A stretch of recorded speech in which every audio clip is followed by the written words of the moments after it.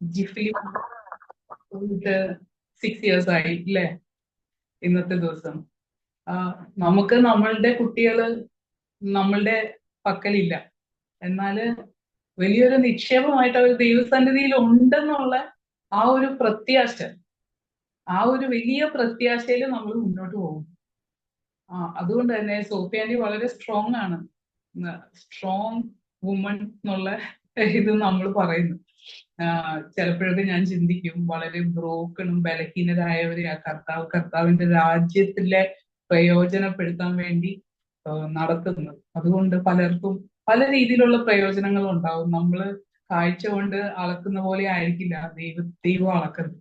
അപ്പൊ നമ്മളെല്ലാവരെയും, നമ്മൾ കുറച്ചുപേരേ ഉള്ളൂ, നമ്മള് എല്ലാവരെയും പല രീതിയിൽ കർത്താവ് പ്രയോജനപ്പെടുത്തുന്നുണ്ടെന്നുള്ളതിന്റെ ഒത്തിരി ഉദാഹരണങ്ങൾ എനിക്ക് ലഭിച്ചു കഴിഞ്ഞു.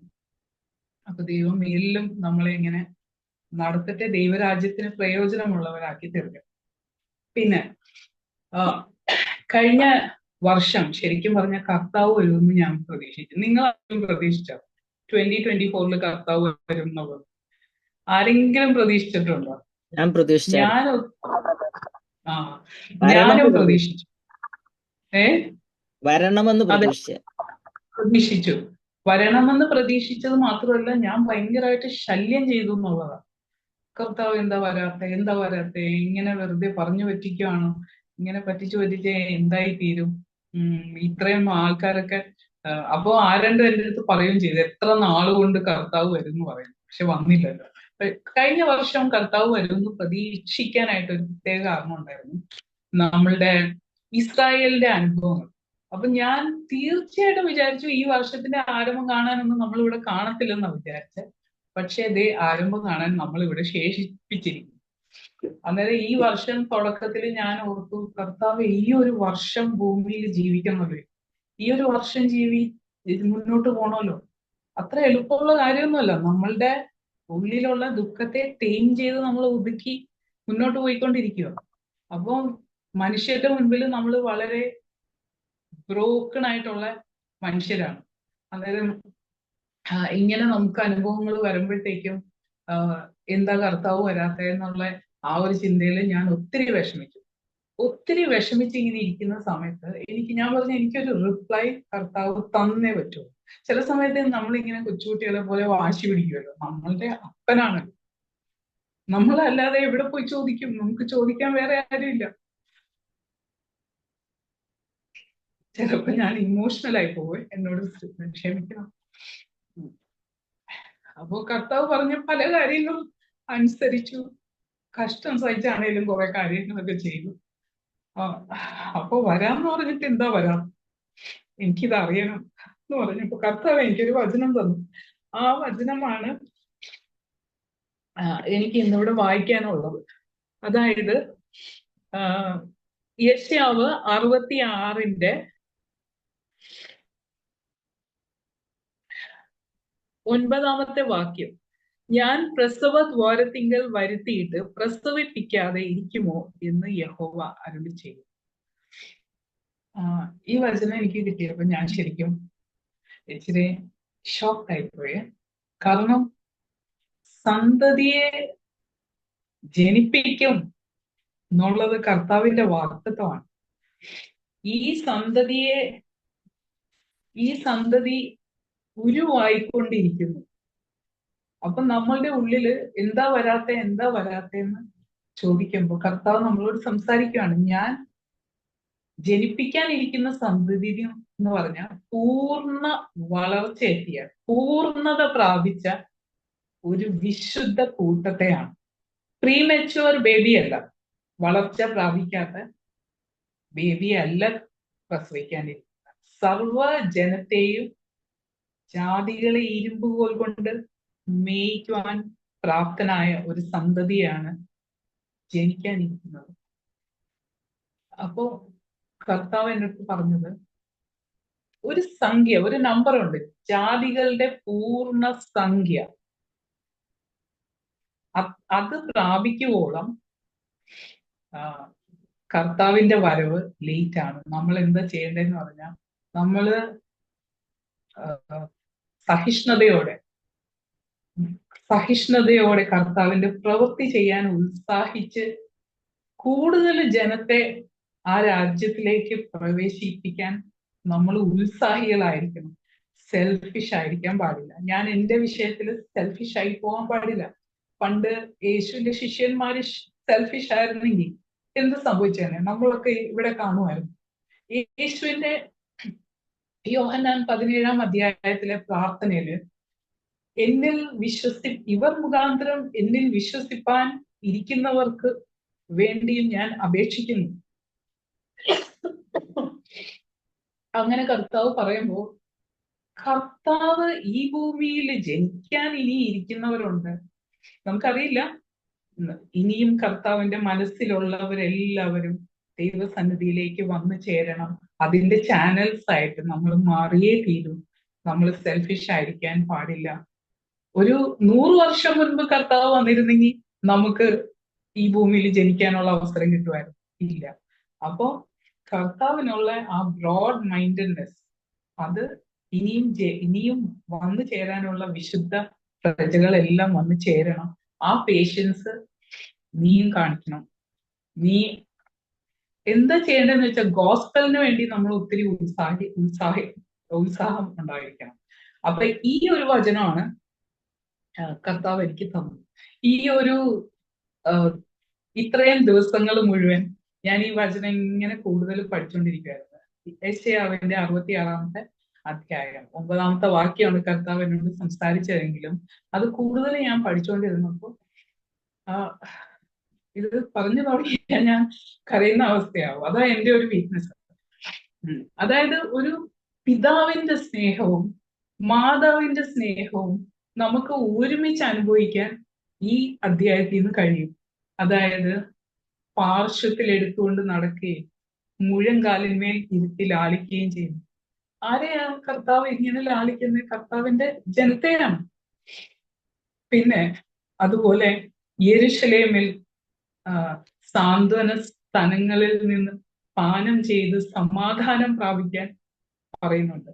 ഇതെല്ലാം കർത്താവിന്റെ ജനത്തോട് പറയുന്നതാണ്. അപ്പൊ ഈ ചാപ്റ്ററിൽ നമുക്ക് കാണാൻ പറ്റുന്ന ഒരു കാര്യം എന്ന് പറഞ്ഞാൽ പിതാവായ ദൈവത്തിന്റെ സ്നേഹവും ഒരു അമ്മയുടെ കരുതലും സ്നേഹവും, ഇത് രണ്ടും നമുക്ക് ഇതിൽ നിന്ന് അനുഭവിക്കാൻ പറ്റും. ഏതോ ഒരു സ്ഥലത്ത് നമ്മൾ വായിക്കുന്നുണ്ട്, ദൈവത്തിന്റെ ആഴങ്ങളെ അന്വേഷിച്ചറിയാൻ, ദൈവത്തിന്റെ ആഴങ്ങളെ അറിയും. ദൈവത്തിന്റെ ആഴങ്ങൾ എന്ന് പറഞ്ഞാൽ ആ സ്നേഹത്തെ നമ്മൾ അംശമായിട്ട് ഇപ്പോഴേ അനുഭവിക്കുന്നത് നമ്മൾ മനസ്സിലാക്കുന്നുള്ളൂ. പക്ഷെ ദൈവസ്നേഹത്തിന്റെ നീളം, വീതി, ആഴം, ഉയരം ഇതൊന്നും നമുക്ക് അളക്കാനോ വർണ്ണിക്കാനോ സാധ്യമല്ല.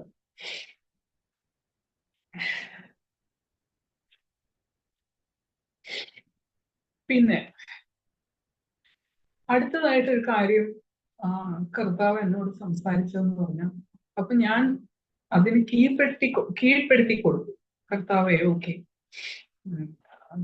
ഞാൻ സെൽഫിഷ് ആവാൻ പാടില്ല, ദൈവരാജ്യത്തിനു വേണ്ടി ഉത്സാഹിയായി തീരണം. അതിനുവേണ്ടി ഞാൻ എന്താ ഞാൻ ചെയ്യേണ്ടത്? ചിലപ്പോഴൊക്കെ എനിക്ക് ബോറടിക്കും. അത് നമുക്ക് എല്ലാവരും അനുഭവിക്കുന്ന കാര്യമാണ്. നമുക്ക് എപ്പോഴും സുവിശേഷമായിട്ട് ചെയ്യാൻ പറ്റുമോ, ആരോട് സംസാരിക്കാൻ പറ്റും? പക്ഷെ നമ്മൾ ആത്മാർത്ഥമായിട്ട് ആഗ്രഹിച്ചാല് വ്യക്തികളെ ദൈവം ഇങ്ങോട്ട് കൊണ്ട് തരും എന്നുള്ളതാണ് ഞാനിപ്പോ അനുഭവിച്ചത്. സുവിശേഷം പറയാനായിട്ട് വ്യക്തികളെ ദൈവം നമ്മളുടെ അടുത്തേക്ക് കൊണ്ടുതരും. അപ്പൊ നമ്മള് ഒരു കാര്യം കർത്താവ് എന്നോട് പറഞ്ഞത്, എക്സസൈസ് യുവർ ബർത്ത് റൈറ്റ്. അതായത് നിന്റെ ബർത്ത് റൈറ്റ് എന്തോ എന്റെ മലയാളം ബർത്ത് റൈറ്റ് ജ്യേഷ്ഠാവകാശം അല്ലെങ്കിൽ ജന്മാവകാശം. ബർത്ത് റൈറ്റ് എന്ന് പറയുന്നത് മൂത്ത കുട്ടികൾക്ക് യഹൂദന്മാരുടെ ഇടയിൽ ഉണ്ടായിരുന്ന ആ ബർത്ത് റൈറ്റ്, അതായത് അവർക്ക് ഇരട്ടി അവകാശം കിട്ടുമായിരുന്നു എന്നുള്ളത്. അപ്പൊ യാക്കോബ് തട്ടിയെടുത്തത് ജ്യേഷ്ഠാവകാശം. ആ ജ്യേഷ്ഠാവകാശം അത് നമ്മൾ പ്രാവർത്തികമാക്കാൻ. അപ്പൊ ഞാൻ ദൈവസന്നിധിയിൽ ഇരുന്ന് ബർത്ത് റൈറ്റ് എന്താണ്, അത് എങ്ങനെയാ പ്രാവർത്തികമാക്കുന്നത് എന്നുള്ളത് കാര്യങ്ങൾ കർത്താവിനോട് ചിന്തിച്ചപ്പോ ഒരു വചനം എബ്രായർക്ക് എഴുതിയ 12-ാമത്തെ ലേഖനത്തില് ചാപ്റ്ററില്, സ്വർഗത്തിൽ പേരെഴുതിയിരിക്കുന്ന ആദ്യ ജാതന്മാരുടെ സഭ. ഈ ഒരു ലൈനാണ് കർത്താവിന്റെ മനസ്സിൽ കൊണ്ടുവന്നത്. അപ്പൊ നമ്മളുടെ പേരുകള് സ്വർഗത്തിൽ എഴുതപ്പെട്ടതാണ്. ഓക്കെ, നമ്മളുടെ എല്ലാം പേരുകൾ സ്വർഗത്തിലാണ് എഴുതപ്പെട്ടത്. ഇപ്പൊ നമ്മളുടെ പേരുകൾ ഏതെങ്കിലും ലിസ്റ്റിലൊക്കെ വരുമ്പോൾ നമുക്ക് സന്തോഷം. ഇപ്പൊ ഇവിടെയുള്ള ലൗകികമായിട്ടുള്ള പല കാര്യങ്ങളിലും നമ്മളുടെ പേരുകളൊക്കെ വരുന്ന സന്തോഷമുള്ള കാര്യം തന്നെ. പക്ഷെ അതിനേക്കാൾ എത്രയോ വാല്യുബിൾ ആണ് സ്വർഗത്തിൽ പേരെഴുതിയിരിക്കുന്ന ആദ്യ ജാതൻ അതിന്റെ സഭ എന്ന് പറയുന്നത്. അപ്പൊ നമ്മളുടെ തോട്ട്സ് തലയിൽ കൂടെ പോകുന്നതും ഹൃദയത്തിൽ കൂടെ പോകുന്നതും നമ്മളുടെ രക്തത്തിൽ കൂടെ പോകുന്നതും എല്ലാം എന്തായിരിക്കണം? ഇങ്ങനത്തെ തോട്ട്സ് ആയിരിക്കണം സ്വർഗരാജ്യത്തെ കുറിച്ച്. ഒരിക്കലും ഭൂമിയിലെ കാര്യങ്ങൾ നമ്മളുടെ തലയിൽ ഡോമിനേറ്റ് ചെയ്യരുത്. നമ്മളുടെ ബുദ്ധിക്കകത്ത് നമുക്ക് ഇല്ലാത്ത കാര്യങ്ങൾ സ്തോത്രത്തോടെ നമുക്ക് ദൈവത്തെ അറിയിക്കാം. പക്ഷെ അത് നമ്മളുടെ തലയ്ക്കകത്ത് പ്രവേശിച്ച് അവിടെ കുടിയിരിക്കരുത്. നമുക്ക് ഒരിക്കലും അത് ഓർത്തുകൊണ്ട് എപ്പോഴും അത് തന്നെ ചിന്തിച്ചുകൊണ്ടിരിക്കാൻ ഉള്ള ഒരു അവസരം വരരുത്. നമ്മളുടെ ചിന്ത എപ്പോഴും കർത്താവിന്റെ വേല. അതെങ്ങനെ ഒരാളിനോട് റീച്ച് ഔട്ട് ചെയ്യാം, എങ്ങനെ ഒരാളോട് പറയാം എന്നുള്ളതാണ്. ഈ വർഷത്തിന്റെ തുടക്കത്തില് നമുക്ക് ഒരു ചെറിയൊരു അക്കൗണ്ട് വേണം. അതായത് നമ്മൾ ഇന്നത്തെ ദിവസം സ്വർഗത്തില് കാര്യങ്ങൾ, സ്വർഗീയ വിഷയങ്ങൾ ആരെങ്കിലും ആയിട്ട് ഷെയർ ചെയ്തോ? നമുക്ക് സ്വർഗീയ വിഷയങ്ങള് നമ്മളുടെ ഫ്രണ്ട്സ് ആയിട്ട് ഷെയർ ചെയ്തോ? അങ്ങനെ സ്വർഗീയമായിട്ട് എന്തെല്ലാം കാര്യങ്ങൾ നമുക്ക് ചെയ്യാം അതെല്ലാം നമ്മൾ ചെയ്തോ എന്നുള്ളതിന്റെ ഒരു അക്കൗണ്ട് നമ്മൾ വെക്കുന്നത് നല്ലതായിരിക്കും. നമ്മൾ ശരിക്കും ഈ ഭൂമിയിലെ കാര്യങ്ങൾ ഓട്ടോമാറ്റിക് ആയിട്ട് അങ്ങ് നടന്നു പോയിക്കോളും. പക്ഷെ സ്വർഗീയമായിട്ടുള്ള കാര്യങ്ങൾ നമ്മൾ മുഖാന്തരം നടക്കണമെങ്കിൽ ഒത്തിരി നേരം കരഞ്ഞ് നമ്മൾ നേടിയെടുക്കണം ദൈവസന്നിധിയിൽ. ചിലപ്പോ ഞാൻ കരയാൻ തുടങ്ങുമ്പോൾ ഞാൻ ഓർക്കും, എനിക്ക് കരയാൻ പറ്റുന്നില്ല, എനിക്ക് ശ്വാസം മുട്ടുന്നു. പിന്നെ അതുപോലെ എന്തിനാ ഇത്രയും കരഞ്ഞ് എനിക്ക് ഇതിനൊന്നും വയ്യ കർത്താവേ. നിനക്ക് വേണമെങ്കിൽ ഒറ്റ കമാൻഡ് മതിയല്ലോ, നീ ഒന്ന് കൽപ്പിച്ചാൽ മതിയല്ലോ ഒരു ആത്മാവ് രക്ഷിക്കപ്പെടാനും ദൈവസന്നിധിയിലേക്ക് വരാനും. ഇങ്ങനെ കരഞ്ഞ് നെഞ്ചുവേദന എടുത്ത് ശ്വാസം മുട്ടി ഇങ്ങനെയൊക്കെ ഇരിക്കാൻ എനിക്ക് ബുദ്ധിമുട്ടുണ്ട്. ഞാൻ ഒരിക്കൽ കർത്താവിനോട് പറഞ്ഞു. അപ്പൊ കർത്താവ് എന്നോട് പറഞ്ഞതെന്ന് പറഞ്ഞാൽ, ഈ ഒരു അന്ധകാര മേഖലയിൽ കയറി അവിടെ യുദ്ധം ചെയ്ത്, അവിടെ നമ്മൾ ആത്മാവിൽ യുദ്ധം ചെയ്ത്, അതിനുവേണ്ടിയാണ് നമുക്ക് ആത്മാവിന്റെ അഭിഷേകം കർത്താവ് തന്നിരിക്കുന്നത്. പരിശുദ്ധാത്മാവിൽ യുദ്ധം ചെയ്ത് ഒരാത്മാവിനെ നേടിയെടുക്കുക എന്ന് പറയുന്നത്, അതിനുവേണ്ടിയാണ് നമ്മളെ പരിശുദ്ധാത്മാവിന്റെ ആ ഒരു അഭിഷേകം തന്നിരിക്കുന്നത്. വേറെ ആൾക്കാർക്ക് അത് ചെയ്യാൻ ബുദ്ധിമുട്ടാണ്. അപ്പൊ നമ്മൾക്ക് ഇങ്ങനെയുള്ള ഉദ്യോഗങ്ങളൊക്കെ സ്വർഗീയമായിട്ട് കർത്താവ് നമുക്ക് തന്നിട്ടുണ്ട്. അത് വളരെ സ്ട്രെസ്ഫുൾ ആണ്. നമ്മളിരുന്ന് ആത്മാക്കൾക്ക് വേണ്ടി കരഞ്ഞ് വിലപിച്ച് അവിടുന്ന് അന്ധകാര ശക്തിയിൽ നിന്ന് വിടുവിക്കപ്പെട്ട് കൊണ്ടുവരണം. ഇതിനു വേണ്ടിയാണ് കർത്താവ് നമുക്ക് ഈ പരിശുദ്ധാത്മാഭിഷേകം തന്നിരിക്കുന്നത്. അപ്പൊ ശരിക്കും കർത്താവിന്റെ പേർപ്പസ് എന്താണെന്നുള്ളത് നമ്മൾ ഓരോരുത്തരും മനസ്സിലാക്കി നമ്മളുടെ ക്വാളിറ്റി ടൈം, അതായത് ഈ ഭൂമിയിലെ കാര്യങ്ങൾ അല്ല, നമ്മൾ ആദ്യജാതന്മാരാണ്. അപ്പൊ അതുകൊണ്ട് അവിടെ എന്താ ചെയ്യേണ്ടേ? യാക്കോബ് ജ്യേഷ്ഠാവകാശം യാക്കോബിന് കിട്ടിയതുപോലെ നമുക്കത് ലഭിച്ചിരിക്കുകയാണ്. നമ്മള് സ്വർഗീയമായതിന്റെ മുകളില് ഏർത്ത്ലി കാര്യങ്ങൾക്ക് വേണ്ടി നമ്മൾ ഓടാതിരിക്കുക എന്നുള്ളതാണ് നമ്മൾക്ക് വേണ്ടിയതായിട്ടുള്ള വിഷയം. ഇതൊക്കെ ഞാനിങ്ങനെ ഈ ദിവസങ്ങളിൽ പ്രാപിച്ച കാര്യങ്ങളായതുകൊണ്ടാണ് ഞാൻ ഇത് ഷെയർ ചെയ്യുന്നത്. ഇത് നമ്മളുടെ ഇടയിൽ എന്ത് പ്രയോജനമാണ് ചെയ്യുന്നതെന്നൊന്നും നമുക്കറിയില്ല. ഓക്കെ, എനിക്ക് അതിനെ കുറിച്ച് ഒന്നും അറിയില്ല. കർത്താവ് നമ്മളിൽ ഓരോരുത്തരിലും പ്രവർത്തിച്ച് നമ്മൾ ശരിക്കും പറഞ്ഞാല് ഈ ഹോപ്പ്ഫുൾ മിനിസ്ട്രീസിൽ നിന്ന് വർക്ക് ചെയ്യുമ്പോഴത്തേക്കും, ഹോപ്പ്ഫുൾ മിനിസ്ട്രീസിന്റെ കാര്യങ്ങൾ ചെയ്യുമ്പോൾ ഒരു സാധാരണ ഒരു പ്രവൃത്തി അല്ല നമ്മൾ ചെയ്യേണ്ടത്. നമുക്ക് പ്രാക്ടിക്കലി നമുക്ക് ഒത്തിരി പ്രയോജനം ചെയ്യുന്ന പ്രവൃത്തികൾ നമ്മൾ ചെയ്യണം. അതായത് നിത്യതയുടെ ആ വെളിച്ചം നമ്മളിലേക്ക് ഇറങ്ങി മറ്റുള്ളവരിലേക്ക് ഇറങ്ങണം. അല്ലാതെ നമ്മൾ ഹോപ്പ്ഫുൾ മിനിസ്ട്രീസിന്റെ ഒരു ഭാഗമാണെന്ന് പറഞ്ഞുകൊണ്ട് ഒരു പ്രയോജനവും ഇല്ല. നമ്മൾ ശരിക്കും പ്രാക്ടിക്കലി ഇറങ്ങി പ്രവർത്തിക്കുക തന്നെ ചെയ്യണം. ആത്മാക്കളെ നേടുക എന്നുള്ളതാണ് നമ്മളുടെ ഏറ്റവും വലിയ കോളിംഗ്. അപ്പോ അങ്ങനെയുള്ള ഒരു കാര്യം ചെയ്യണം. പിന്നെ ദൈവം എന്നോട് ഇടപെട്ട ഒരു വാക്യം എന്ന് പറഞ്ഞാല്, സൗമ്യതയുള്ളവർ ഭൂമിയെ അവകാശമാക്കും. ഈ ഒരു വചനം. അപ്പൊ നമുക്ക് ഈ ഫോർ ഫ്രണ്ടിൽ, അതായത് നമ്മളുടെ ഈ ഇതിന്റെ ഇതിന്റെ മുഖത്ത് നിന്ന് പ്രവർത്തിക്കണമെങ്കിൽ നമുക്ക് വേണ്ടിയ ഒരു ക്വാളിറ്റി എന്ന് പറഞ്ഞാൽ താഴ്മ തന്നെയാണ്. താഴ്മ എന്നുള്ളൊരു ഇത് തന്നെയാണ്. അപ്പൊ താഴ്മ എന്ന് പറയുമ്പോൾ നമ്മളിങ്ങനെ വളരെ സൗമ്യമായിട്ട് താഴ്മയോടെ ഇങ്ങനെ സംസാരിച്ച് അത് ഈസിയാണ്. അങ്ങനത്തെ താഴ്മ നമുക്ക് ധരിക്കാൻ ഈസിയാണ്, എല്ലാം വേണ്ടത്. ആരെങ്കിലും നമ്മളെ കുറിച്ച് എന്തെങ്കിലും ഒന്ന് പറഞ്ഞാലാണ് നമ്മളുടെ താഴ്മയെ നമുക്ക് മെഷർ ചെയ്യാൻ പറ്റും. ഓക്കെ, നമ്മൾ ചെയ്യാത്ത ഒരു കാര്യം നമ്മൾ ചെയ്തു എന്ന് പറയുമ്പോൾ, ഓക്കെ, അവരിങ്ങനെ ചെയ്തു, അവരിങ്ങനെ പറഞ്ഞു, എന്നെ കുറിച്ച് പറഞ്ഞു, അവര് നല്ല ഒരു സ്ത്രീയല്ല എന്നുള്ളൊരു കമന്റ് നമ്മളെ കുറിച്ച് വേറൊരാൾ പറയുമ്പോൾ നമുക്ക് എന്താ തോന്നുന്നത്? നമുക്കൊന്നും തോന്നാതെ ഇരിക്കും. അത് നമ്മൾ ഇരുന്ന് കരയാൻ തുടങ്ങും, നമുക്ക് വിഷമിക്കാൻ തുടങ്ങും. അവിടെയാണ് നമ്മളുടെ താഴ്മ നമുക്ക് സ്വയം മനസ്സിലാകുന്നത്.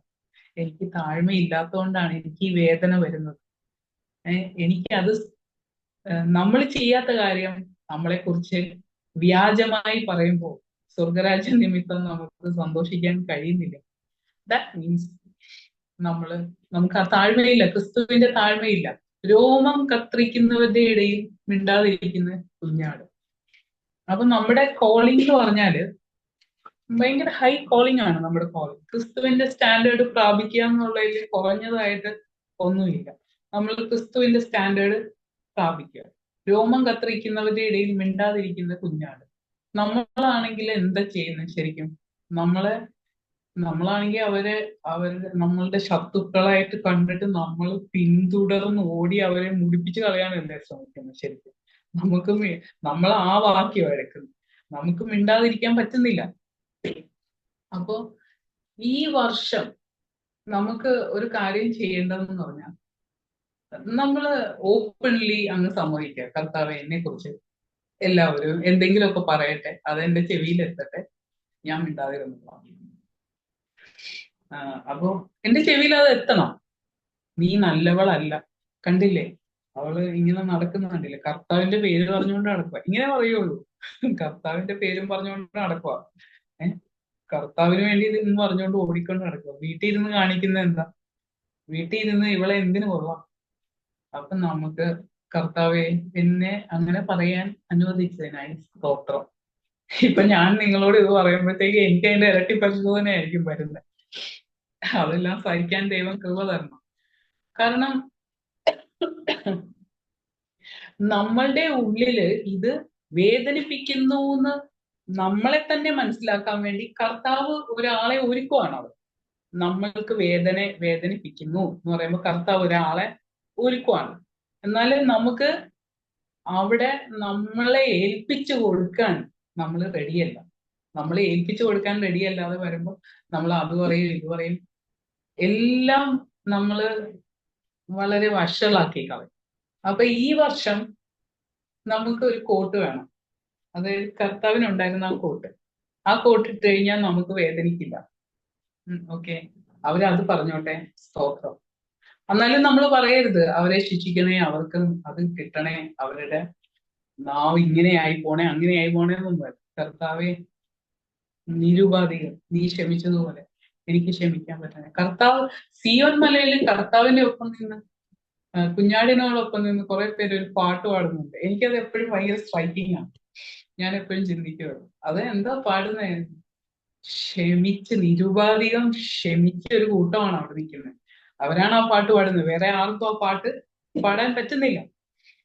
അപ്പോ ഇത് ശരിക്കും ഞാൻ കുറച്ച് പറയാനിരുന്ന ടോപ്പിക് ഒന്നും അല്ല പറഞ്ഞു പോകുന്നത്. എന്തൊക്കെയോ വന്നു പോകുന്നു, അതങ്ങ് ഷെയർ ചെയ്യുന്നേ ഉള്ളൂ. എഴുതി വെച്ചതെല്ലാം ദാ ഇവിടെ തന്നെ ഇരിപ്പുണ്ട്, ഒന്നും പറഞ്ഞിട്ടില്ല.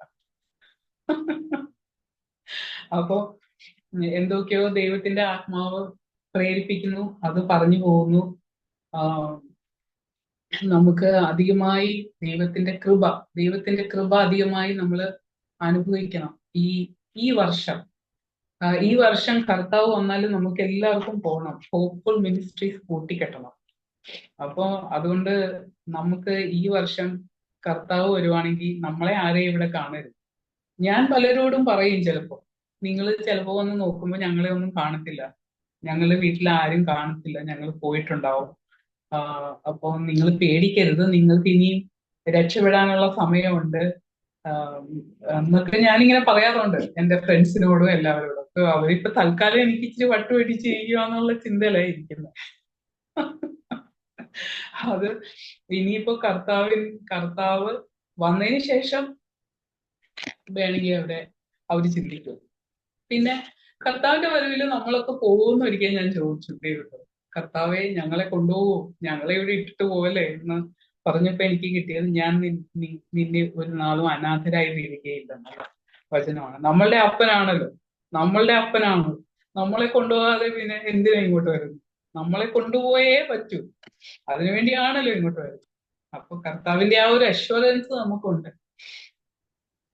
എല്ലാ വർഷത്തെക്കാളും ഉപരി നമ്മള് ഈ വർഷം കർത്താവിന്റെ വരവിന് വേണ്ടി ഒരുങ്ങണം. കർത്താവ് ആഗ്രഹിക്കുന്ന സ്വഭാവത്തിന്റെ രൂപാന്തരം നമ്മളുടെ ജീവിതത്തിൽ വരണം. നമ്മൾ അധികം താഴ്മയുള്ളവരായിരിക്കണം. നമുക്ക് തെറ്റ് ചെയ്യാതെയും നമ്മളെ കുറിച്ച് പറയുന്നതിൽ അധികം കേൾക്കേണ്ടി വരും. ചിലപ്പോ ദാനിയേലിനെ കടത്തിവിട്ട തീച്ചുള നമ്മളുടെ ജീവിതത്തിൽ വരാം, സിംഹക്കുഴി വരാം. സിംഹങ്ങളുടെ വായ അടച്ച് സൂക്ഷിക്കാൻ ദൈവം ശക്തനാണ്. എന്നാലും നമുക്ക് പല അനുഭവത്തിൽ കൂടെ നമ്മൾ കടന്നു പോകേണ്ടതായിട്ട് വരും. നമ്മള് ഈ അധികം പ്രതികൂലങ്ങളിലേക്കാണ് കടന്നുകൊണ്ടിരിക്കുന്നത് എനിക്ക് മനസ്സിലാകുന്നുണ്ട്. പല പല നഷ്ടങ്ങളും കഷ്ടങ്ങളും ഒക്കെ ഉണ്ടാകാം. പക്ഷെ എന്നാലും നമ്മൾ ഒരു കാര്യം ചിന്തിക്കണം, ഏത് കഷ്ടം വന്നാലും നമ്മൾ ഒരു കാര്യം ചിന്തിക്കണം, നമ്മളുടെ പേരുകൾ സ്വർഗത്തിലെ എഴുതപ്പെട്ടിരിക്കുന്നു. അതുകൊണ്ട് നമുക്ക് ഈ കഷ്ടം സന്തോഷത്തോടെ സഹിക്കാം. നമുക്ക് ഒരു നിത്യതയുണ്ട്. ആ നിത്യതയുടെ ഏറ്റവും എഡ്ജിലാണ് നമ്മൾ ഇപ്പൊ താമസിക്കുന്നത്. ഏറ്റവും എഡ്ജില് നമ്മൾ അറ്റത്തെത്തി കഴിഞ്ഞു. കർത്താവിന്റെ കാഹളം, കർത്താവിന്റെ വരവ്, ഇതോടുകൂടെ നമ്മളുടെ ദുഃഖങ്ങളെല്ലാം തീരും. ശാന്തമാൻറ്റി പാടിയ പാട്ടെന്ന് പറഞ്ഞാല്, ഞങ്ങളുടെ ചേർച്ചിൽ പണ്ടൊരു അപ്പച്ചൻ ഹാർമോണിയം വായിച്ച് എപ്പോഴും പാടുമായിരുന്നു. അതാണ് ഈ പാട്ട് ഞങ്ങൾക്ക് ബൈഹാർട്ടാണ്.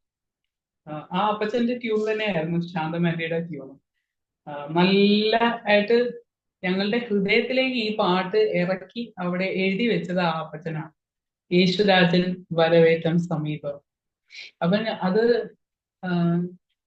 മുത്തം ചെയ്ത് അവരെല്ലാം പറന്നു പോകുന്ന ഞാൻ പാടിക്കൊണ്ടിരുന്നത്. ഇന്നാ എനിക്ക് മനസ്സിലാകുന്ന മറന്നു പോകുന്നു, അതോ ഏതാ ശരിയെന്ന് എനിക്കറിയില്ല. കാണുമ്പോൾ പ്രിയനെ മുത്തം ചെയ്തവരെല്ലാം പറന്നു പോകും, അങ്ങനെയാണ് പാടിക്കൊണ്ടിരുന്നത്. ഏതായാലും ആ പാട്ട് ദൈവം ഒന്നുകൂടെ ഓർമ്മിപ്പിച്ചു.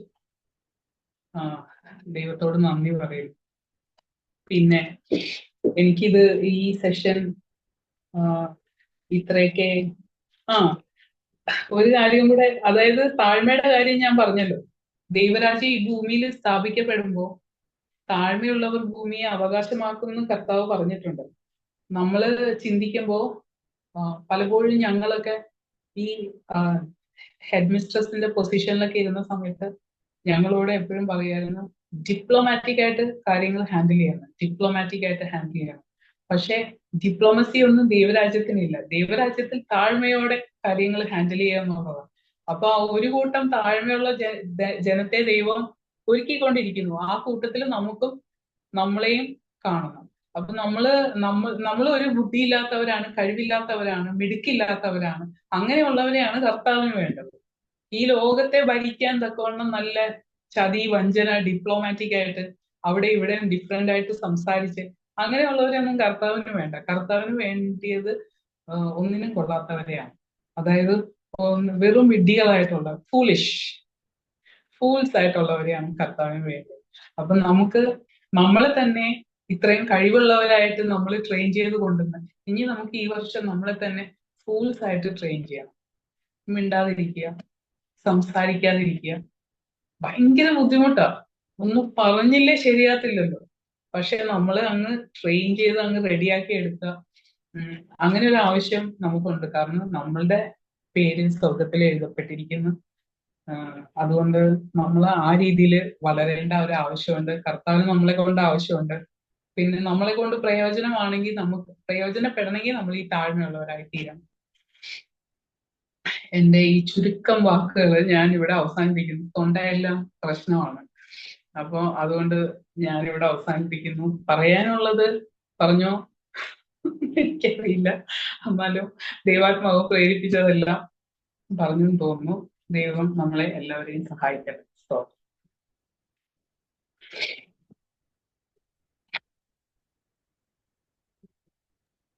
Praise the Lord. നമ്മുടെ രാജ്മോള് എനിക്ക് തോന്നുന്നു എന്തോ അറിയത്തില്ല, ലെഫ്റ്റ് ആയി, അവളുടെ മൊബൈല് എന്തോ കംപ്ലൈന്റ് ആവില്ല, ചാർജ് ഇല്ലെന്ന് എനിക്ക് തോന്നുന്നു. എന്നാലും അനുഗ്രഹിക്കപ്പെട്ട മെസ്സേജ് നമുക്ക് കേൾക്കാൻ ദൈവം സഹായിച്ചു. രാജ്മോളെ കുറിച്ച് പറഞ്ഞിട്ടുണ്ട്. രാജ്മോള് ഇന്ന് ഞാൻ രാവിലെ പ്രേരണ ചെയ്ത് കഴിഞ്ഞപ്പോൾ ഞാൻ രാജ്മോളോട് വന്നു, നമ്മുടെ മീറ്റിംഗ് എന്നെ ലീഡ് ചെയ്യാൻ പറ്റുമോ എന്ന് ചോദിച്ചു. ചെയ്യാം. അവൾ പിന്നെ ഒരു കാര്യം നമ്മൾ പറഞ്ഞാലും വയ്യ പറ്റത്തില്ല എന്ന് പറയത്തില്ല. പക്ഷെ ഞാൻ ഓർത്തില്ല അവൾക്ക് ഇങ്ങനെ ചെയ്യാൻ പറ്റുമെന്നൊന്നും ഞാൻ വിചാരിച്ചില്ല. ഞാൻ പറഞ്ഞു കൊടുത്തു, മോനെ എങ്ങനെ എന്നൊക്കെ പറഞ്ഞെങ്കിലും അവൾ വളരെ വൃത്തിയായിട്ട് അവളുടെ ഭാഗം അവൾ ചെയ്തു. കാരണം ഞാനത് പറയാൻ കാരണം ഒത്തിരി എല്ലാവർക്കും അവളെ കുറിച്ച് ഒത്തിരി ടെൻഷനായിരുന്നു, ഒരുപാട് ടെൻഷൻ. എല്ലാവരും, അവളുടെ അമ്മയ്ക്കായിരുന്നു ഏറ്റവും വലിയ എനിക്ക് എന്തെങ്കിലും പറ്റിയാൽ എന്താകും അവളുടെ കാര്യം, അതായിരുന്നു നമ്മുടെ ഏറ്റവും വലിയ. അമ്മയ്ക്ക് വേറെ ഒരു കാര്യവും ചിന്തിക്കാനില്ലായിരുന്നു, കാരണം വേറെ ചിന്തിക്കേണ്ട ആവശ്യമില്ലായിരുന്നു, ബാക്കി എല്ലാ കാര്യങ്ങളും ഓക്കെ ആയിരുന്നു. അപ്പൊ ഞാൻ എൻ്റെ അടുക്ക വെച്ച് പലപ്പോഴും ഞാൻ നാട്ടിൽ ചെല്ലുമ്പോൾ ഒക്കെ എന്നോട് പറയും, എനിക്ക് ഒറ്റ കാര്യമുള്ളൂ, എനിക്ക് എന്തെങ്കിലും പറ്റിയാൽ എൻ്റെ കുഞ്ഞിന് ആരുമില്ല, എന്നാ ചെയ്യും. ഞാൻ പറഞ്ഞു, അമ്മ ഇപ്പം നമ്മളാരും അങ്ങനെ ഓർത്ത് വേവലാതിപ്പെടണ്ട, നമ്മൾക്ക് എന്തെങ്കിലും പറ്റിയാൽ നമ്മുടെ കുഞ്ഞിന് എന്ത് പറ്റും, കുഞ്ഞിനെ തന്ന തമ്പുരാനല്ലേ, അവരുടെ കാര്യം ദൈവം നോക്കും. ഇപ്പം അവൾക്ക് എന്തെങ്കിലും പറ്റുമ്പോഴും നമ്മൾ സഹിക്കുമല്ലേ.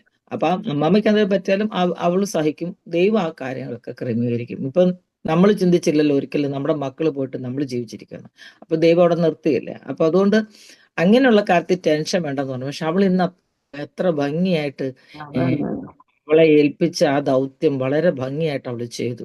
ഒരിക്കലും ഞാൻ പ്രതീക്ഷിച്ചില്ല രാജ്യമൊക്കെ അങ്ങനെ ചെയ്യാൻ പറ്റുമെന്ന്. അത് ഞാൻ അവളെ ഏൽപ്പിച്ചതാ, കാരണം അവളൊക്കെ ചെയ്യട്ടെ എന്ന് വിചാരിച്ചു. അവളത് ലീഡ് ചെയ്യാൻ അവൾ വളരെ ഭംഗി. അത് തന്നെയല്ല, അവൾക്ക് മൊബൈൽ സെറ്റ് ചെയ്ത് വെക്കാനോ അങ്ങനെയുള്ള കഴിവുകളൊക്കെ കുറവാണ്. എന്നാൽ വളരെ ശ്രദ്ധയോടെ അവളെ കാര്യങ്ങളൊക്കെ ചെയ്യാൻ ദൈവം സഹായിച്ചു. അത് ഒത്തിരി സന്തോഷം എനിക്ക്. ഇപ്പൊ അവൾ ലെഫ്റ്റ് ആയി പോയത് എന്തുകൊണ്ടാണെന്ന് എനിക്ക് മനസ്സിലായില്ല. ഒരു പക്ഷേ അവളുടെ മൊബൈൽ ചാർജ് കുറവാന്ന് എന്നോട് പറഞ്ഞായിരുന്നു. അതൊന്നും വേണ്ടപ്പോൾ ഒന്നും ചെയ്യാനൊന്നും അവൾക്ക് അത്രത്തോളം അറിയത്തില്ല, എങ്കിലും അവളുടെ ഭാഗങ്ങൾ വളരെ കൃത്യമായി ചെയ്തുകൊണ്ടിരിക്കുന്ന ദൈവത്തെ സ്തുതിക്കുക. ഞാൻ അവള് ഒരുപാട് പ്രാർത്ഥിക്കും, ഒത്തിരി പേർക്ക് വേണ്ടി പ്രാർത്ഥിക്കുന്ന കുഞ്ഞ്. ഇപ്പൊ ആരൊരു വിഷയം പറഞ്ഞാലും ഞാൻ ഇന്ന് അവൾ അറിയുന്ന അച്ചാമ്മ ആന്റിയുടെ